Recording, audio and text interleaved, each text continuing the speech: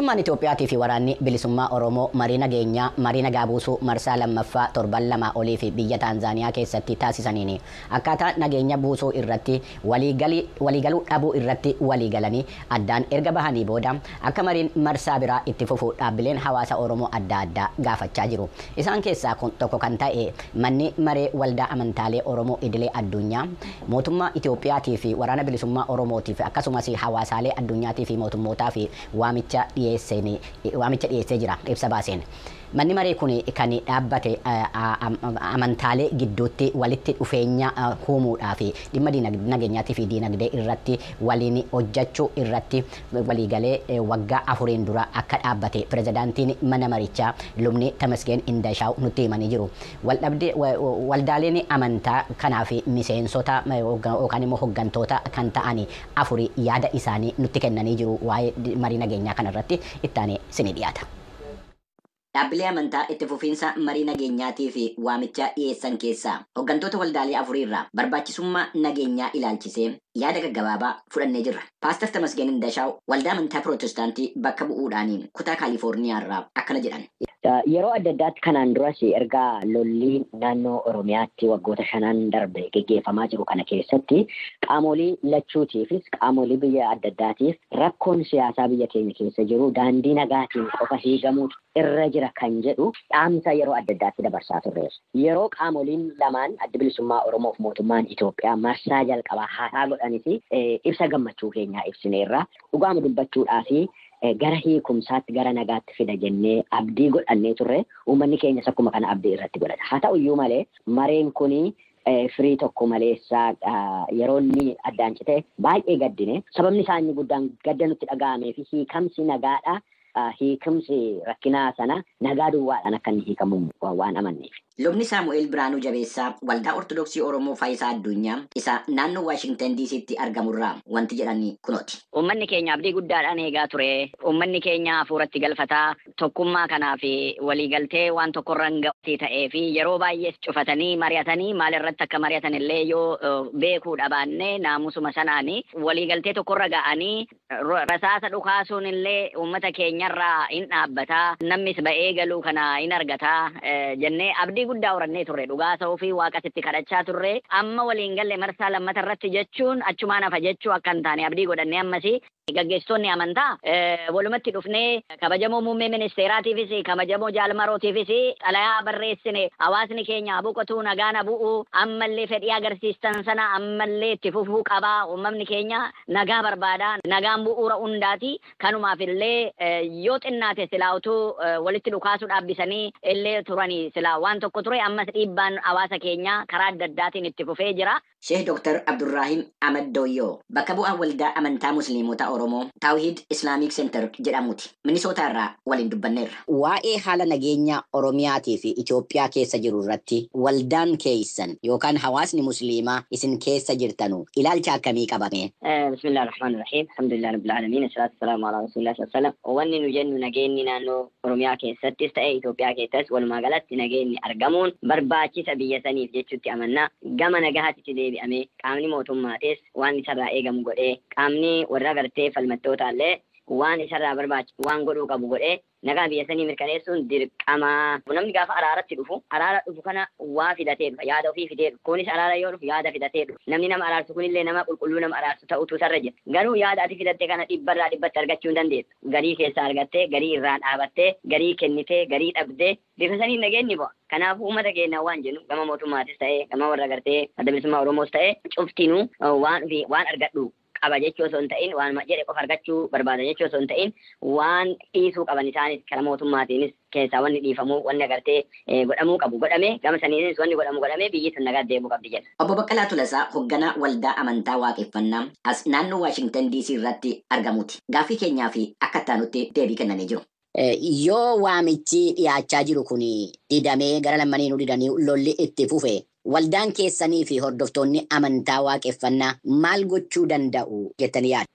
Dhugaadha namni lola jaallatu hin jiru. Akka beekumsa keenyaattis akka humna keenyaattis yeroo hundaa kan jaallannu kan advokeetii goonus kan falminus araaraa fi kan deemnu kanaafidha kan araaraaf walitti dhufanii kan isaanii utuu yaada tokkorra utuu hin ga'iin kan isaan deeman kana akka isaan walitti deebi'anii waraqaa baafnee kan facaafnee jirru. Egaa abdiin keenya kan jiru sadaffaa walitti dhufuu isaanii kana irratti hundee lola kanaa hin dhaabu jennee dhuma amanna. Yoo immoo akkuma ati nagaafatte kana yoo didani garuu immoo nuti abbootiin amantaalee humna hin qabnu qawwee hin qabnu waa tokko gochuudhaaf hin dandeenyu. Kan gochuu dandeenyu ammas irra deebine waamnee akka araaramarra akka ga'anii gochuudha. Yoo kana immoo didanii ta'a jedhan immoo egaa balleessaan eenyu akka ta'e karaa kamis immoo akka jiru hubannee xiinxallee addunyaa kana irratti warra dide kana saaxiluu duwwaadha. Addunyaa kana irratti beeksifnee addunyaan kun cimsee akka dhiibbaa irratti godhu gochuu duwwaadha kan nuti dandeenyu. Maaliif akka abbootii amantaatti nuti nagaan akka bu'uu fi araarri akka bu'u malee abdii kutannee dhiisuu hin dandeenyu kan jedhuun jedha. Hordofii namoota nagaarratti gaggeeffame kun yaaddessaa ta'uu hubachiise. Baatii sadaasa keessa qofa Oromiyaa fi Benishaangul keessatti haleellaa namoota nagaarratti gaggeeffameen yoo xiqqaate 56 kan ajjeefaman ta'uu fi bulchiisa naannoo Amaaraa keessatti namoonni lakkoofsi isaanii hin beekamin baay'een ajjeefamuu ibsee jira. Tarkaanfiin fudhatamu kunis eenyummaa irratti kan hirkate ta'uu ibsee dhimmi kun hatattamaan furmaata gama siyaasaa kan barbaadu ta'uu koomishinicha keessatti daayirektarri olaanaan kan dhimma hordoffii fi qorannaa mirga namoomaa Dr. Mizaanee Abaate ibsanii jiru. Haleellaalee gaggeeffaman kanaan ajjechaa dhaqqabeen alattis qaama hir'achuu fi qabeenyaan manca'uu sababaa kanaan namoonni hedduun manaaf qe'ee ofiirraa godaanuu isaanii akkasumas gargaarsi namoomaa kan hatattamaa kennamee fi qe'ee ofiitti deebi'uudhaan haala dhaabbataa ta'een akka bayyanatan gochuudhaaf mijeeffamuu fi qabaa jechuudhaan gaafachuu isaanii Kennedy Abaate Finfinnee irraa gabaasee jira. Mootummaan federaalaatii fi bulchiinsi yeroo kan naannoo Tigraay poolisoota dhaloota Tigraay ta'an kanneen kuma tokko ol ta'an yommuu wal waraansa waggaa lama hojii isaanii dhabanii ammas hojii isaaniitti ittuu hin deebi'in jiran akka hojii isaaniitti deebi'an dhaabbanni mirga namoomaatiif falmu kan Itoophiyaa Human Rights First jedhamu beeksisee jira. Oduu kanas jaalladhee gammadaatu bal'inaan nutti hima. Walwaraansa Tigraay keessatti gaggeeffame sana dura miseensota dhaabbata poolisii Finfinnee fi federaalaa turan kanneen ittiin jedhe kun haala isaanii ilaalchisee hordoffii gochuudhaan gabaasa baasuusaa ibseera. Miseensonni poolisii kunneen maatii isaanii dabalatee mindaan baafamuuf waan hin jirreef jecha rakkoo adda addaaf saaxilamuu isaanii akkasumas dhiittaan mirga namoomaaf saaxilamuu isaanii ibsee akka waliigaltee Piriitooriyaa keessatti tolfametti mootummaan federaalaas ta'ee bulchiinsi Tigraay kan yeroo poolisoota kana hojii ramaddii isaaniitti akka deebisan waamicha dhiyeessee jira. Gabaasa dhaabbatichaa dhiyaate ilaalchisee gaazexeessotaaf ibsa kan kennan daayirektarri ittaanaan dhaabbata kanaa obbo Mabrih Biraanee akka jedhanitti mootummaan kana raawwachiisu taanaan dhaabbati isaanii dhimma kana gara mana murtiitti akka geessu ibsaniiru. Dhimma kana ilaalchisee sagaleen Ameerikaa bulchiinsa yeroo ka Tigraay waajjira poolisii Finfinnee federaalaa irraa deebii yookaan yaada argachuuf jecha yaaliin taasise hin milkoofne argannaan fudhannee dhiyaanna jechuudhaan Gabra Mikaa'el Gabramadhin Finfinnee irraa gabaasee jira. Bulchiinsa naannoo Amaaraa keessatti walitti bu'iinsi humnoottan mootummaatii fi hidhattoota garee faannoo gidduutti taasifamaa jiru. Dhiyeessii waan qonnaan bultootaa fi barbaachisu irratti daanqaan uumuusaa ibsamee jira. Oduun kunis kunooti. Kana malees qaala'insa jireenyaa ka sadarkaa olaanaaf isaan saaxiluusaa jiraattonni tokko ibsanii jiru. Jiraattonni magaalaalee adda addaa kan sagaleen Ameerikaa har'a dubbise akka jedhanitti walitti bu'iinsi jiru gabaa waan danqeef jecha yeroodhaa gara yerootti waan akka xaafii shunkurtii fi waan qonnaaf bu'uura ta'an irratti qaala'insa gatii hordofsiisee jira.